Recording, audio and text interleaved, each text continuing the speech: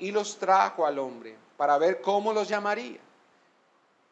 Y como el hombre llamó a cada ser viviente, ese fue su nombre.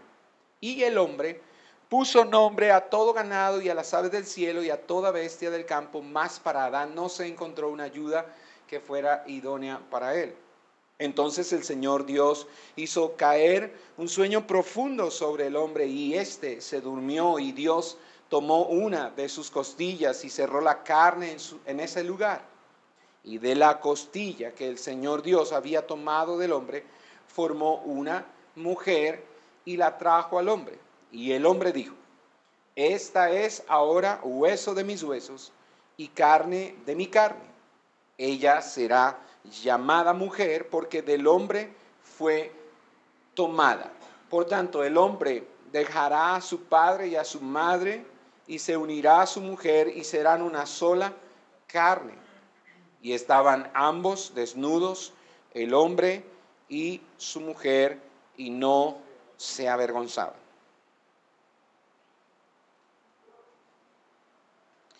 El matrimonio es un tema urgente en nuestra sociedad, en nuestra generación, siempre lo ha sido, pero vemos con preocupación nuestra realidad como nación, como pueblo, y tenemos que reconocer la urgencia de rescatar el concepto bíblico del matrimonio. Nunca ha habido una generación que tenga una visión lo suficientemente alta acerca del matrimonio. Todavía no hay una generación que haya alcanzado el concepto más alto acerca del matrimonio. Hay un abismo entre la visión bíblica del matrimonio y la visión humana del matrimonio que se hace cada vez más grande. Algunas culturas en la historia respetan la importancia y la permanencia del matrimonio mucho más que otras. Hay pueblos o países en donde el concepto del matrimonio es vital, pero hay culturas, países o pueblos donde el concepto del matrimonio es trivial. Las estadísticas de divorcio en nuestro continente, en nuestro país, son tan altas en el mundo secular como son en medio de la iglesia o al interior de la iglesia. Así que ese bajo concepto que tenemos del matrimonio hace que la visión bíblica del matrimonio parezca ridícula para la mayoría de las personas. Y es por eso que hablar del matrimonio en términos bíblicos en un escenario secular es ridículo. No es para aplaudir, no es aceptable. Así también hay una visión de Jesús acerca del matrimonio. Y este será el primer punto que vamos a mirar. En los días de Jesús, como en nuestros días, el tema del matrimonio era un problema. En los días de Jesús también el matrimonio estaba en crisis.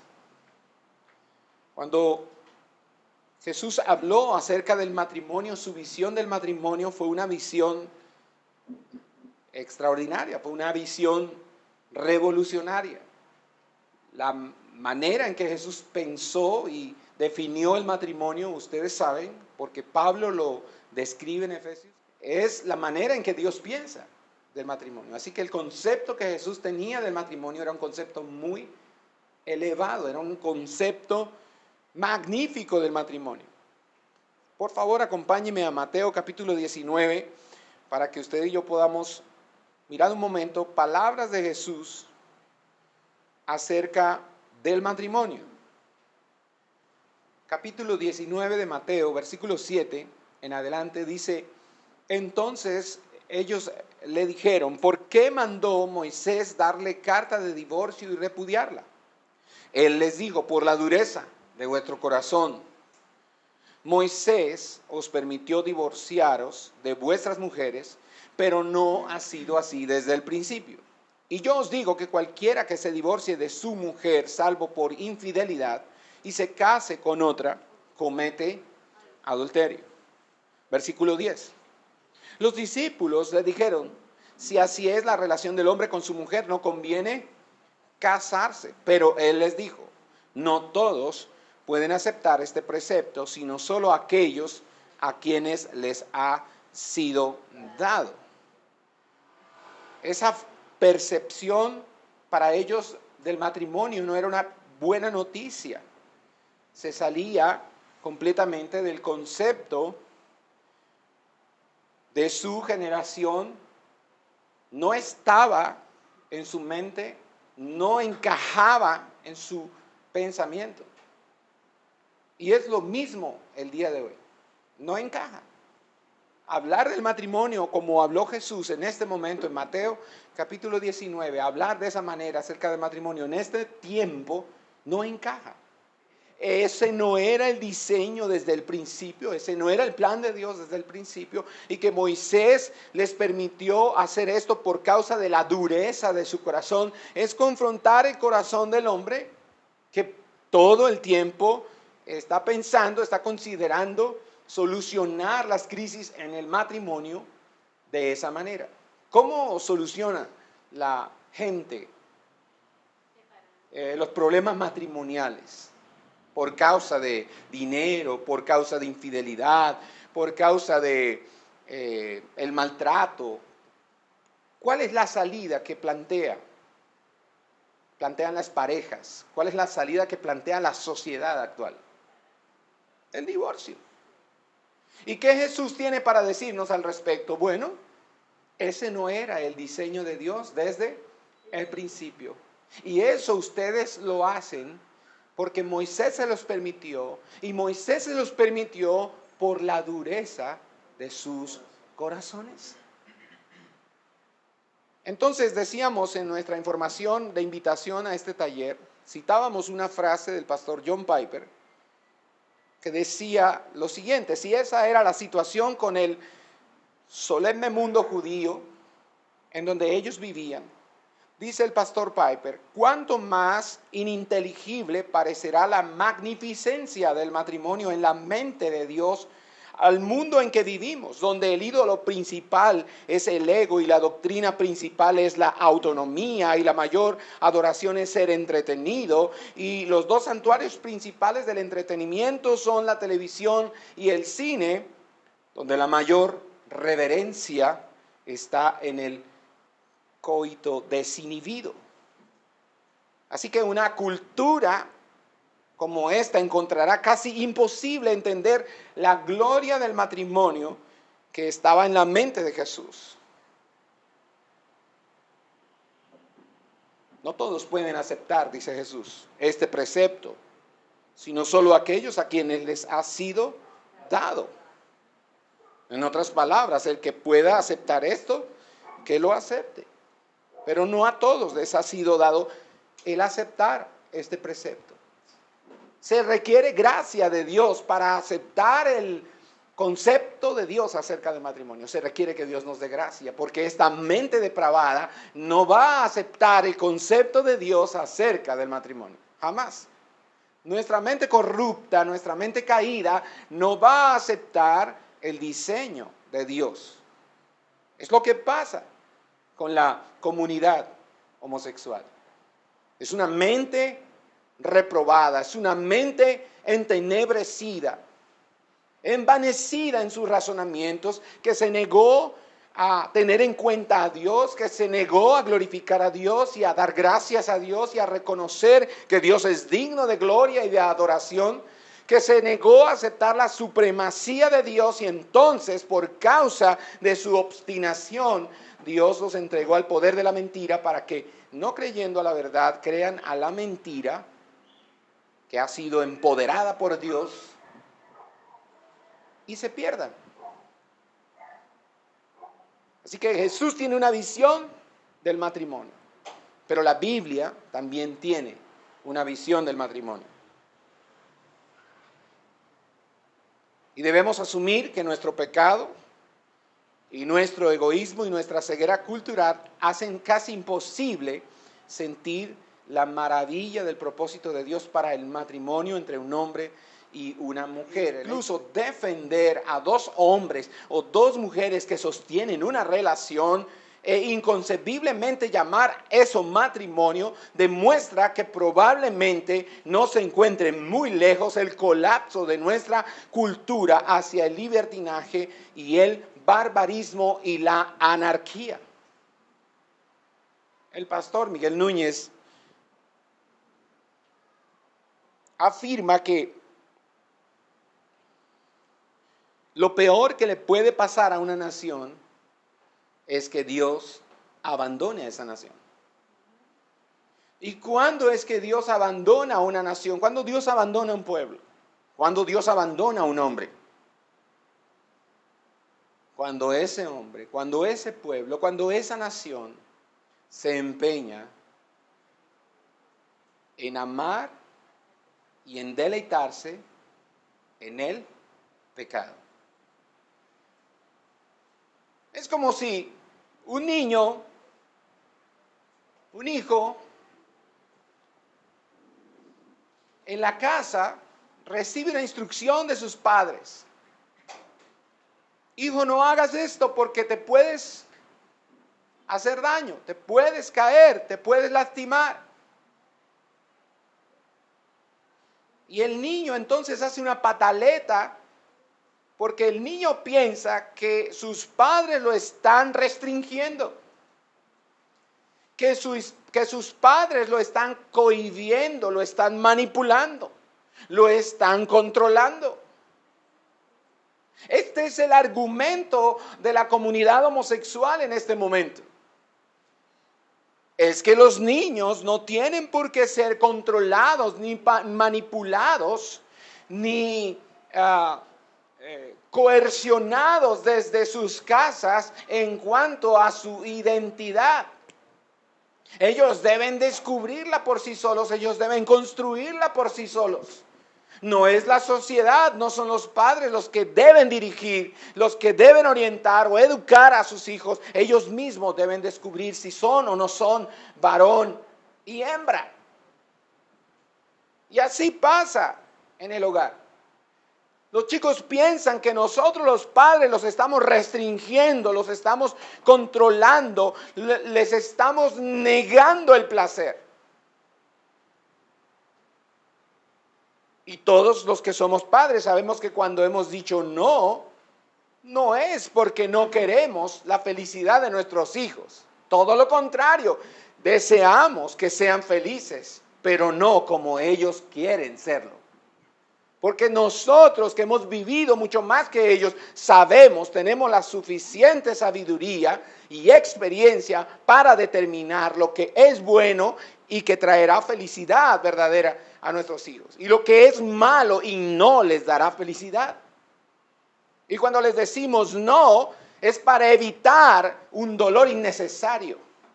Porque el dolor siempre estará presente. Porque en el mundo tendremos aflicción, pero podemos evitar el dolor y la aflicción innecesarias en nuestras vidas cuando tomamos decisiones sabias. Sin embargo, nuestros hijos muchas veces no están pensando que son sabias nuestras decisiones, nuestras instrucciones, normas. Es lo que piensa la sociedad acerca del matrimonio. Y por eso, la sociedad, la generación actual es como un niño caprichoso.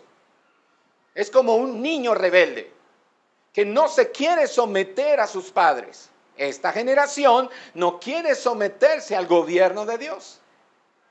Y entonces está haciendo una pataleta.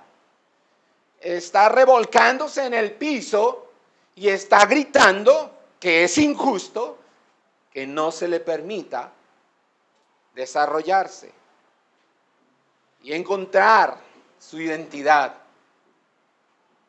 a su manera y ser feliz y tener libertades y tener derechos y privilegios. Cuando una sociedad, cuando una nación, cuando un hombre se empeña en hacer lo que no se debe, en ir en contra del diseño de Dios y de los mandamientos de Dios y de los principios y del orden de Dios, cuando una sociedad, un pueblo, un hombre se empeñan a hacer esto, la mano de Dios se aleja. Dios abandona a ese pueblo y Dios le da a esa nación lo que esa nación desea. Eso es una forma amorosa, es una manera misericordiosa en que Dios disciplina a un pueblo. Así que hay un concepto de Jesús del matrimonio que va en contra y va en desacuerdo con el concepto que el mundo tiene del matrimonio. Pero también hay un concepto bíblico del matrimonio que va en contra del mundo. El mundo no puede saber lo que es el matrimonio si no lo aprende de Dios. Nosotros no podemos saber lo que es el matrimonio si no lo aprendemos de Dios. Frente a este debate, mis hermanos, dentro de la iglesia, la única manera de enfrentar el concepto tan bajo del matrimonio es conociendo el concepto bíblico de Dios acerca del matrimonio, pero la gente no lo sabe. Porque el cristiano promedio no ha leído la Biblia una sola vez en su vida. Si alguna persona ha leído el libro de los Salmos completo al menos una vez, esa persona considera que ya como lo leyó una sola vez, ya no tiene por qué leerlo más. Esa es nuestra realidad. El fundamento más importante que usted y yo necesitamos saber y entender de las Escrituras acerca del matrimonio es que el matrimonio es una obra de Dios, es una idea de Dios, es una imagen de Dios, y lo más elevado que debemos ver en la Biblia acerca del matrimonio es que el matrimonio, como todas las cosas creadas, es para la gloria de Dios. Número 1, el matrimonio es una imagen de Dios. Número 2, el matrimonio es para la gloria de Dios. El matrimonio es una idea de Dios, número 1. El matrimonio es una obra de Dios. Es una creación de Dios, si quiere ponerlo en esas palabras. Entonces, el fundamento principal que debemos entender acerca del matrimonio es que es una obra de Dios. Es un diseño de Dios. Es la obra de Dios porque fue su diseño en la creación del ser humano como varón y hembra. Está claro desde Génesis capítulo 1, versículos 27 y 28 que leímos hace un momento.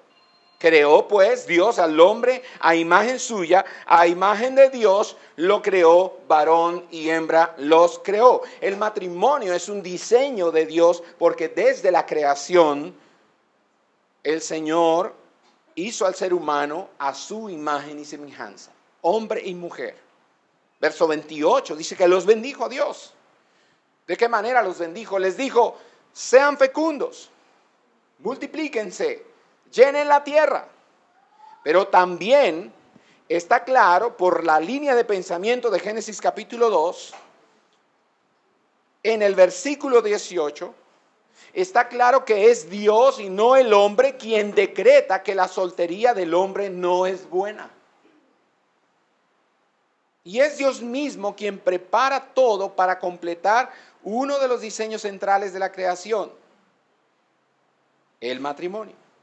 Cuando Él dice no es bueno que el hombre esté solo, le haré una ayuda idónea, un eser kenegdo, que todos recordamos qué significa esta expresión hebrea. Eser kenegdo, ayuda idónea. Le daré tal ayuda al hombre que se dará cuenta, que le ayudará a caer en cuenta que necesita a Dios desesperadamente. Gracias a Dios por la mujer. Gracias a Dios por la mujer. porque es una idea de Dios y porque la diseñó de tal manera que nos ayuda a darnos cuenta que necesitamos a Dios desesperadamente. Yo cuestiono a mis hermanos varones. Yo me inquieto por mis hermanos varones cuando alguno de ellos a veces me entero que está enojado con su esposa porque no le atiende en la intimidad hace 4 días. Yo digo, ¿cómo te puede molestar que tu esposa no te atienda en la intimidad y no te molesta no tener intimidad hace meses con Dios? Porque ese anhelo de intimidad con tu esposa es la forma en que Dios te dice que lo necesitas. Dios te dio ayuda idónea, que significa ser conecto, que significa lo que significan las palabras ser conecto. Es decir, que si tú deseas tener intimidad con tu esposa, es una manera en que Dios te da un eco de que lo necesitas a Él. Cuando tienes incomodidad porque no has tenido intimidad con tu esposa, deberías preguntarte, ¿qué significa esto? ¿Dios me está hablando? Porque debería entonces revisar si mi intimidad con el Señor es normal en este momento, es saludable. O tal vez la falta de intimidad con mi esposa es simplemente un reflejo, un eco de la falta de intimidad con el Señor.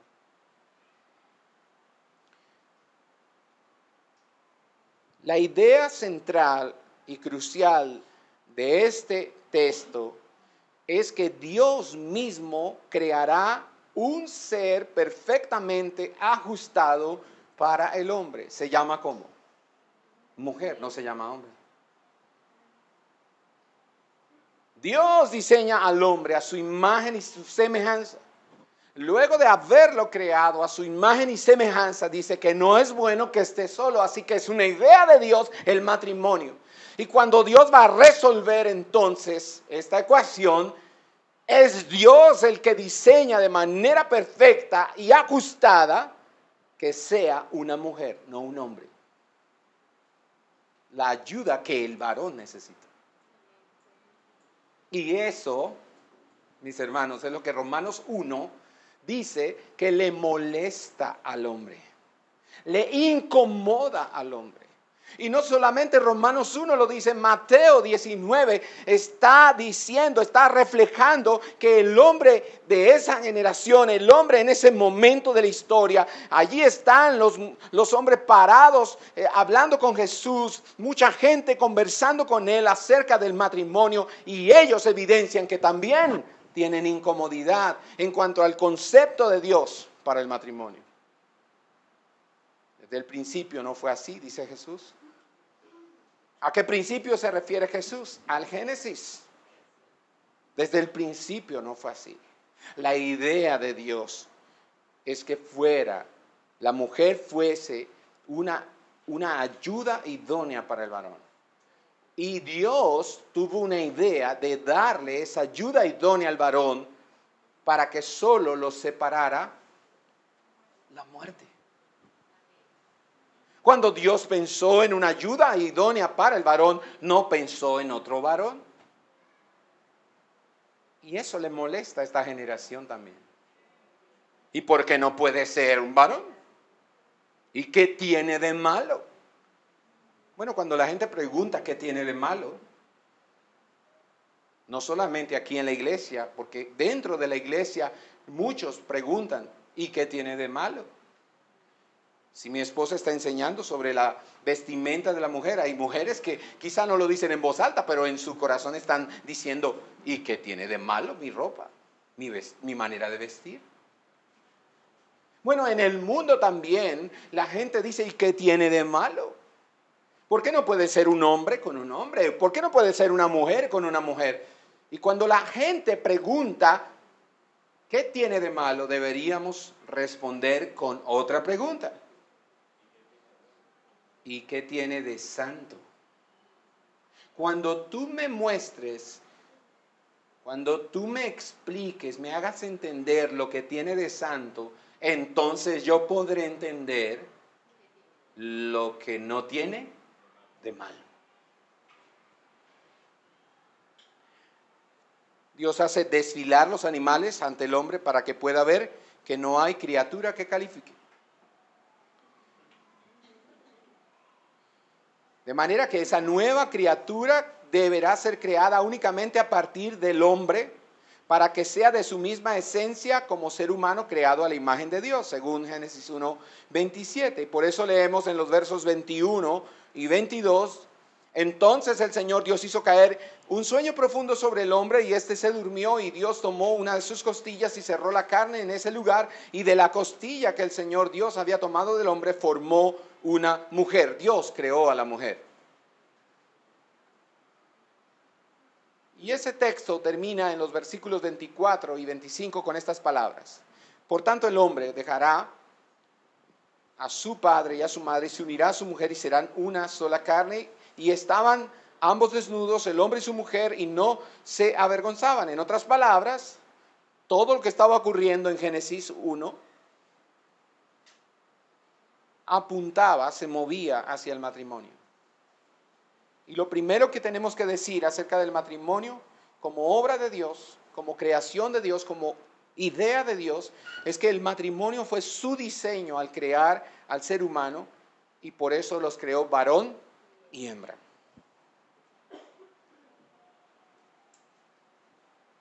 Lo segundo que tenemos que decir al respecto de que el matrimonio sea una idea de Dios o una obra de Dios es que Dios entregó la primera novia. El matrimonio es la obra de Dios porque Él personalmente tuvo el honor de ser el primer padre en entregar una novia. Génesis 2:22. Y de la costilla que el Señor Dios había tomado del hombre, formó una mujer y la trajo al hombre. Él no la escondió. Él no le dijo a Adán, ve a buscarla. El Señor la creó y el Señor la trajo y la puso delante de sus ojos. Así que en un sentido, nosotros tenemos que ver que Él, Dios, la había adoptado y ahora, aunque ella le pertenecía en virtud de que era su creación, Dios se la entregó al hombre en una relación absolutamente nueva que no conocía Adán, que apenas iba a conocer, que se llama matrimonio. Una relación diferente de cualquier otra relación interpersonal que existiera en el mundo. La relación que Adán tenía con la creación, con el huerto, con los animales, y la relación que Adán tenía con Dios eran relaciones totalmente diferentes a esta nueva relación. Porque este es un diseño, es una idea de Dios que apenas está a punto de ser revelado a Adán. Lo tercero que tenemos que decir en cuanto al matrimonio como una obra o idea de Dios es que Dios llamó a existencia el propósito del matrimonio. El matrimonio es la obra de Dios porque Dios no solo creó a la mujer con su propósito y la trajo al hombre como un padre que trae a su hija al esposo, sino porque Dios llamó a existencia el propósito del matrimonio. Versículo 24 de Génesis 1. Por tanto, el hombre dejará a su padre y a su madre y se unirá a su mujer y serán una sola carne. ¿Quién está hablando en el verso 24?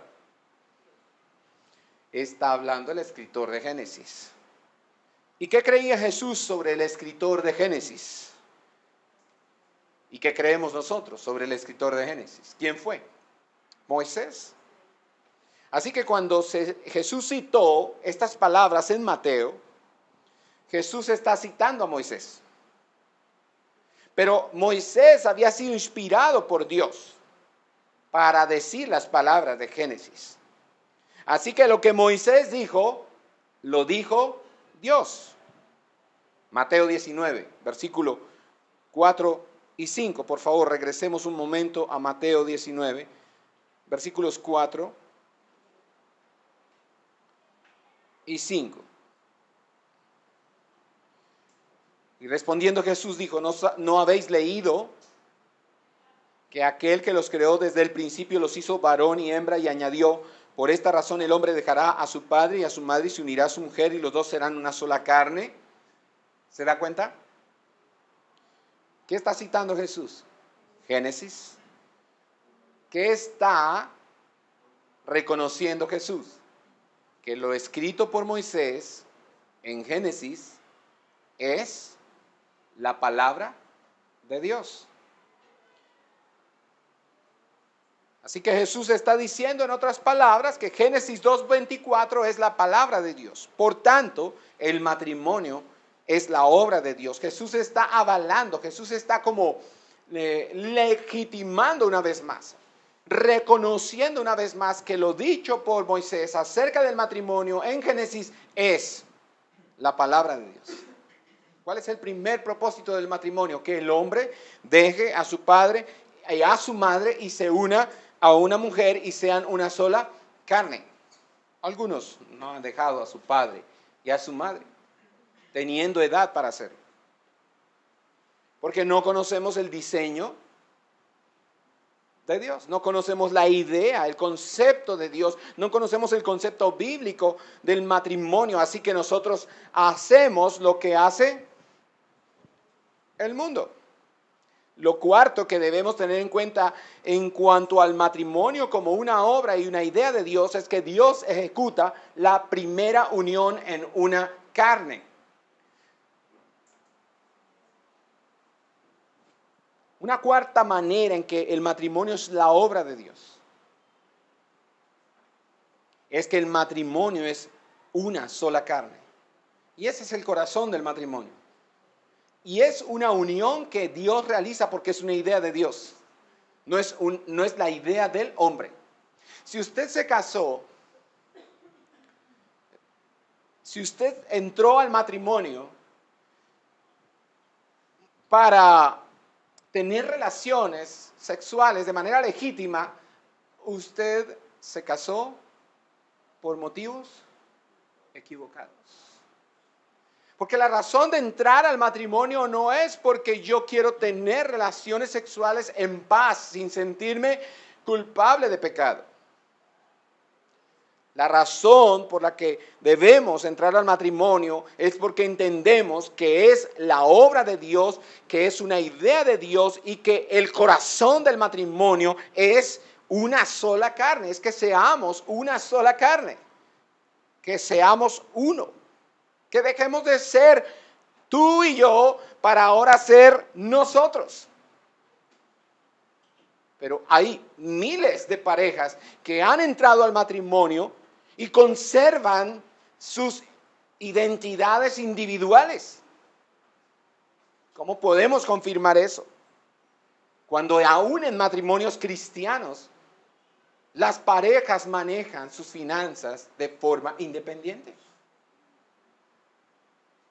Tu plata es tu plata, mi plata es mi plata.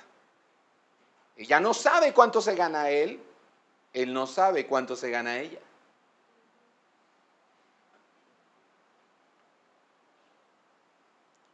Y el verso 24 son las palabras de Dios en la institución para el matrimonio. Pero así como fue Dios quien tomó a la mujer de la carne del hombre, en 2:21 de Génesis, es Dios quien en cada matrimonio ordena y realiza la unión llamada una carne que el hombre no tiene potestad de destruir. Está implícito en el 2:24 de Génesis, pero Jesús lo hace explícito en Marcos 10, 8 y 9. Vamos a mirar. Marcos 10, 8 y 9.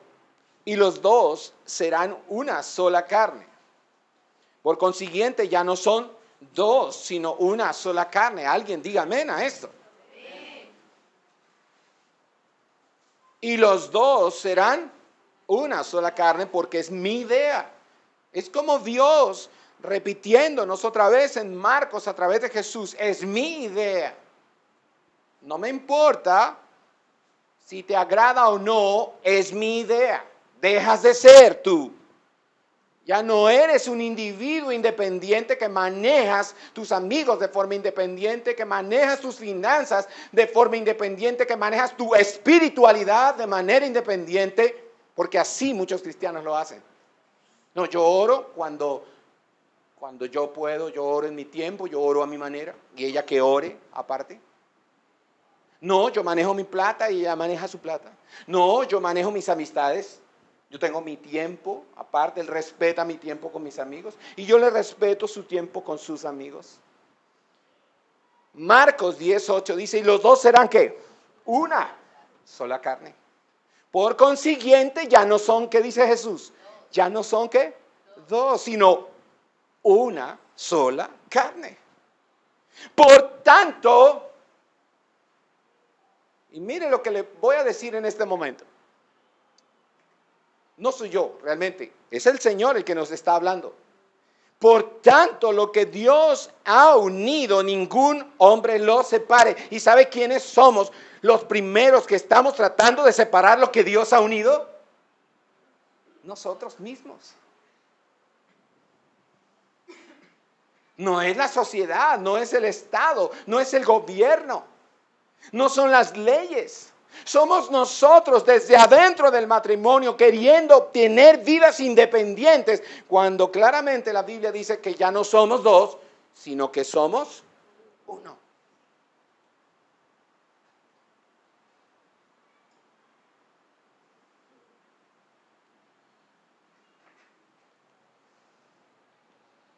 Y solo por aclarar cualquier curiosidad que tenga alguno de ustedes, en la última semana podrá haber notado un cambio en el Facebook de nuestra familia. Alguien pudo haber dicho, qué raro. El pastor cambió el nombre de su Facebook. Era Familia Rueda Ardila y ahora él puso su nombre.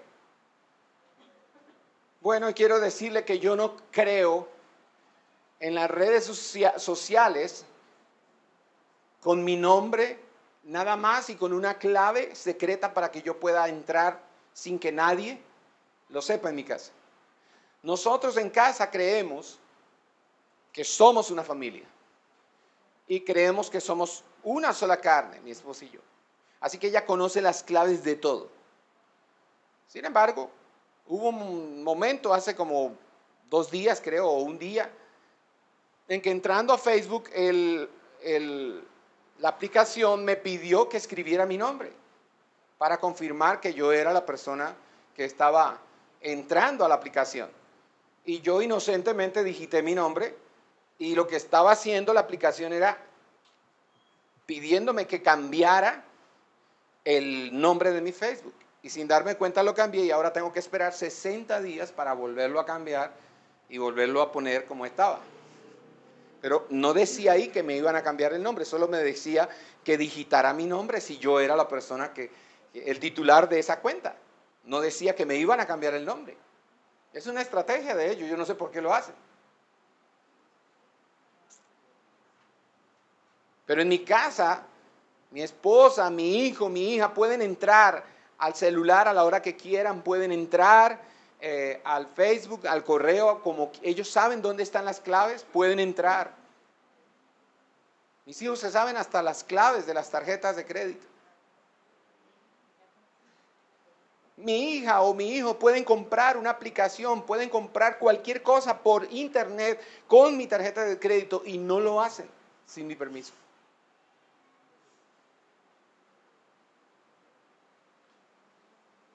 Hay parejas que no han entendido este concepto y los dos serán una sola carne. Lo más fundacional que usted y yo podemos decir sobre el matrimonio es que el matrimonio es obra de Dios. Ese es el primer punto que estamos estudiando. El matrimonio es la idea de Dios, es una obra de Dios y Dios diseñó que fuera así, que sea una sola carne. ¿Por qué tantos problemas en el matrimonio? Muchas veces porque no hemos entendido este concepto. Dejamos de ser dos, ahora somos uno. Entonces, como es un diseño de Dios en su creación, y porque Él personalmente entregó a la primera novia en matrimonio, y porque Él llamó a existencia el propósito del matrimonio, de dejar a los padres y unirse a la esposa y ser una sola carne, y porque esta unión de una carne es establecida por Él mismo, Dios en cada matrimonio, por eso Por eso nosotros debemos decir lo más importante, lo más fundacional en cuanto al matrimonio, es que el matrimonio es la obra de Dios. No es la idea de mi familia, no es la idea de mis amigos. Usted no ve a muchos jóvenes que están en la universidad preocupados porque sus amigos, sus compañeros de trabajo de la universidad les están diciendo, oye, ¿por qué no te casas? ¿Cuándo se van a casar? Y se casan y entonces son los amigos, es la sociedad. ¿Y cuándo van a tener el primer niño?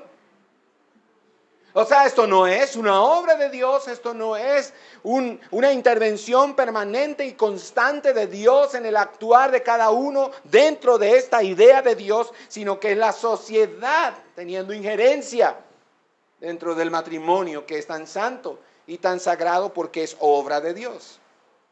Número 2, el matrimonio es para la gloria de Dios. Además de ser la obra y la idea de Dios, como todas las cosas creadas por Dios, el matrimonio es para la gloria de Dios. Y lo más esencial que usted y yo debemos ver en la Biblia acerca del matrimonio es que existe para la gloria de Dios. Porque todas las cosas creadas deben glorificar a Dios. El matrimonio debe glorificar a Dios. Desde el punto de vista de su fundación, el matrimonio es la obra de Dios. Desde un punto de vista todavía más elevado, el matrimonio es una representación de Dios.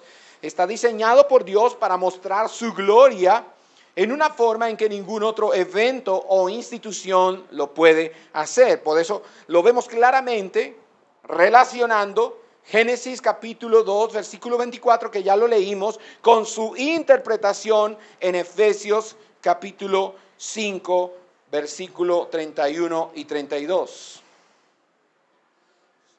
Que conectan con Génesis 2, 24. El 31 de Efesios 5 dice, por esto el hombre dejará a su padre y a su madre y se unirá a su mujer y los dos serán una sola carne. Quiero preguntarle, ¿están de acuerdo el Evangelio de Marcos? ¿Está de acuerdo el Evangelio de Mateo? Y es Jesús hablando en Marcos y Jesús hablando en Mateo, pero los escritores son diferentes. Y están de acuerdo Génesis, escrito por Moisés, con Mateo y con Marcos. Y viene Pablo y en Efesios 5 se pone de acuerdo con los autores anteriores. Pero nosotros no estamos de acuerdo con la idea y el concepto de Dios para el matrimonio. Queremos encontrar una salida o un plan B a una cosa que está muy clara. Preguntas. ¿Serán una sola carne? ¿Qué tipo de relación es esa? ¿Cómo se pueden mantener unidas dos personas? ¿Puede alejarse esta relación? ¿Puede pasar de un cónyuge a otro? ¿Esta relación está enraizada en el romance? ¿En el deseo sexual? ¿En la necesidad de compañía? ¿En la conveniencia cultural?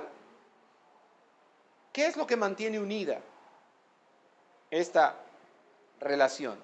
Bueno, el versículo 32 de Efesios 5 nos da la respuesta. Dice, grande es este misterio, pero hablo con referencia a Cristo y a la iglesia. Y dice entonces que hay un misterio en el matrimonio que es muy grande. La revelación del misterio del matrimonio nos da una respuesta a esa pregunta. ¿Qué es lo que mantiene unido al matrimonio, a las dos personas involucradas en el matrimonio? Las palabras, se unirá a su mujer y serán una sola carne, señalan hacia algo mucho más profundo y permanente que los matrimonios en serie y el adulterio ocasional. Estas palabras muestran al matrimonio como un pacto sagrado enraizado en compromisos que se levantan contra cualquier tormenta mientras los dos vivamos. Pero aquí esto solo está implícito, se vuelve explícito cuando el misterio del matrimonio es más completamente revelado en Efesios 5, 31 y 32. Pablo cita Génesis 2:24 en el verso 31 de Efesios. Por tanto, el hombre dejará a su padre y a su madre y se unirá a su mujer y serán una sola carne. Y luego hace una crucial interpretación en el verso 32. Dice, grande es este misterio, pero hablo con referencia a Cristo y a la iglesia. En otras palabras, el matrimonio está modelado según el compromiso de Cristo con su iglesia. Cristo se vio a sí mismo como el prometido que venía por su novia, el verdadero pueblo de Dios. Pablo sabía que su ministerio era congregar a la novia, al verdadero pueblo de Dios que confiaría en Cristo y desposarnos con Cristo. Él dice en 2 Corintios capítulo 11, versículo 2, lo siguiente: porque celoso estoy de vosotros con celo de Dios, pues os desposé a un esposo para presentaros como virgen pura a Cristo. Así que Cristo sabía que debía pagar con su propia sangre la dote por su esposa redimida. Él dijo que esta relación era el nuevo pacto. A eso lo llamó el nuevo pacto. Esta copa es el nuevo pacto en mi sangre que es derramada por vosotros. Es el precio, es la dote a pagar para redimir a esa novia, a ese pueblo santo. A eso se refería Pablo cuando decía que el matrimonio es un gran misterio. Cuando él dice, pero hablo con referencia a Cristo y a la iglesia. Cristo ganó a la iglesia. Cristo conquistó a la iglesia por su sangre e hizo un nuevo pacto con ella que se llama un matrimonio inquebrantable. Por eso es tan misteriosa esta relación. Y por eso está apuntando a Cristo y a la iglesia. Porque Cristo pagó un precio muy alto para redimirla, para unirse a ella, para desposarse con ella, pero para no separarse de ella jamás. Por eso es un misterio. Y por eso es antibíblico hablar de divorcio en la iglesia. Pero ¿cuál es la salida que buscan? Muchas veces las parejas o uno de los cónyuges. ¿Cuál es la salida? El divorcio. ¿Y por qué lo hacen? Porque Mateo 19 dice la verdad, por la dureza de nuestro corazón. Pero Cristo, ya vamos terminando, nunca dejará a su esposa. Permanecer casados, por tanto, no se trata de permanecer enamorados. Usted sabe que hay mucha pareja por ahí que piensa que lo que tienen que hacer para resolver los problemas de su matrimonio es ir a Islas Margarita. Es el próximo fin de año irse de viaje a las Bermudas. Lo que necesitamos es hacer un viaje. Lo que necesitamos es irnos a descansar a una playa paradisíaca. Muchos están buscando en el matrimonio cuál es la manera más eficaz para recuperar el enamoramiento. Pero el matrimonio no se trata de seguir enamorados. El matrimonio se trata de guardar un pacto. La promesa hasta que la muerte nos separe o mientras ambos vivamos es un pacto sagrado del mismo tipo que Jesús hizo con su novia cuando murió por ella. Por tanto, lo que hace que el divorcio y el recasamiento sean tan horribles ante los ojos de Dios no es solo que involucra la rotura del pacto con el cónyuge, sino que involucra la tergiversación de lo que significa Cristo y su pacto. Cristo nunca dejará a su esposa. Habrá momentos en que experimentaremos un doloroso distanciamiento y habrá deslices de nuestra parte y sentiremos que estamos lejos de Dios, pero Cristo guardará su pacto con su esposa para siempre. El matrimonio es una representación del amor de Cristo por su iglesia, que es inquebrantable. Y esto es lo más elevado y esencial que podemos decir acerca del matrimonio.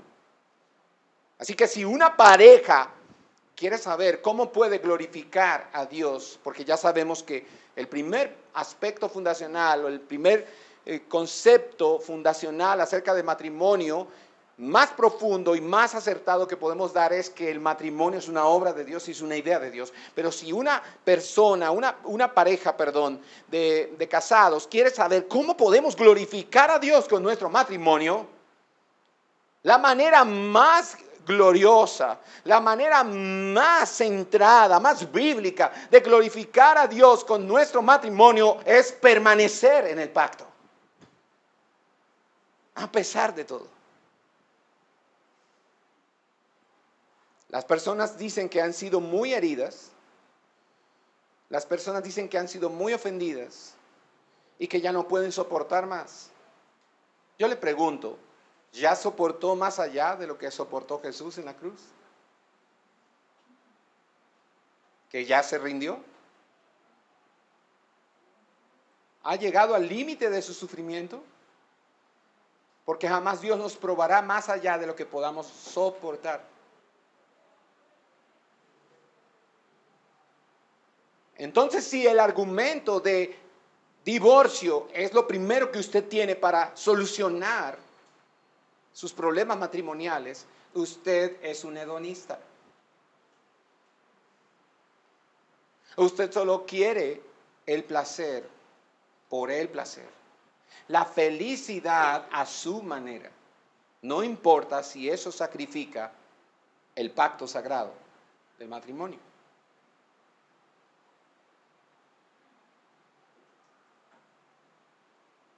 Terminemos pensando en esta expresión de Génesis 2, verso 25.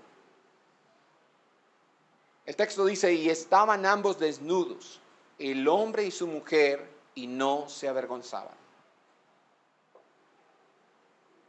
Cuando ellos estaban en una correcta relación con Dios, cuando ellos solo escuchaban la voz de Dios, cuando ellos solo obedecían la voz de Dios, la instrucción que Dios dio, ellos no se avergonzaban el uno del otro. No es porque Eva era una mujer físicamente, Adán era un hombre físicamente perfecto en cuanto a nuestro concepto de belleza actual. Porque alguno puede pensar, bueno, es que debe ser que obviamente como Dios creó a Adán con sus propios dedos, pues ese hombre tuvo que haber quedado, pues obviamente dirá una mujer, ¿quién se iba a avergonzar de Adán? Tuvo que haber quedado, es un tremendo hombre, todo un papacito.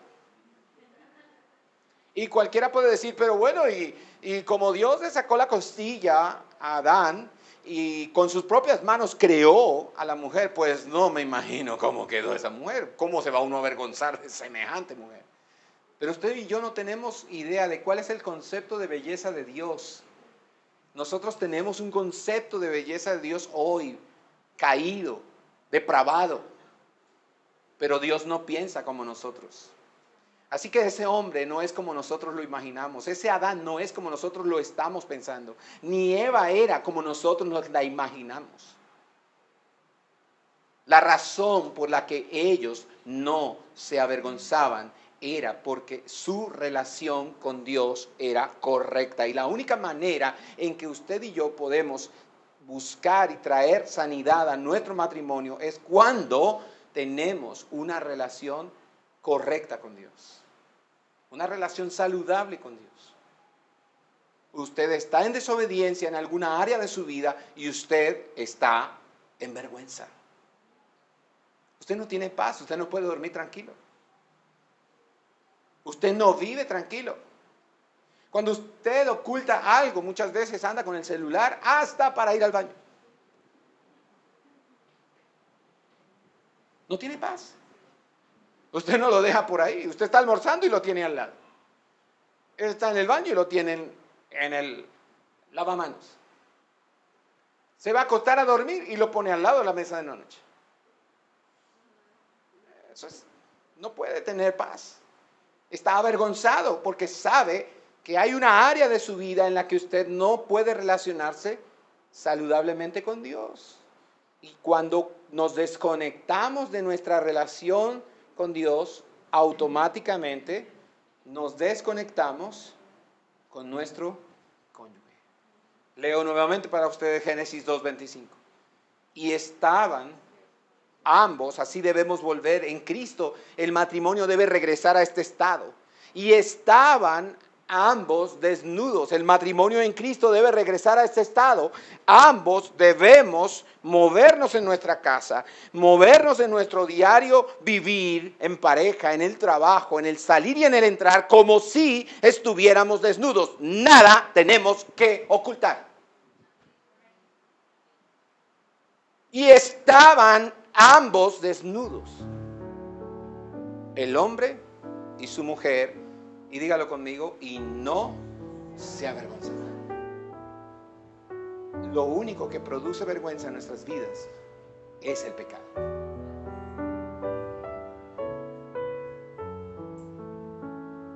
Y en Cristo, yo estoy pensando en este momento, en Cristo Dios quiere restaurarme a esta condición. En Cristo somos llevados de nuevo al Génesis de todas las cosas. Somos llevados al Edén. Somos restaurados al lugar del deleite donde podemos los dos movernos, hablar, compartir, vivir y realizar nuestras vidas dentro del santo pacto del matrimonio sin sentir ni una gota de vergüenza. Padre, oramos en el nombre de Jesús. Oramos en el nombre de Jesús.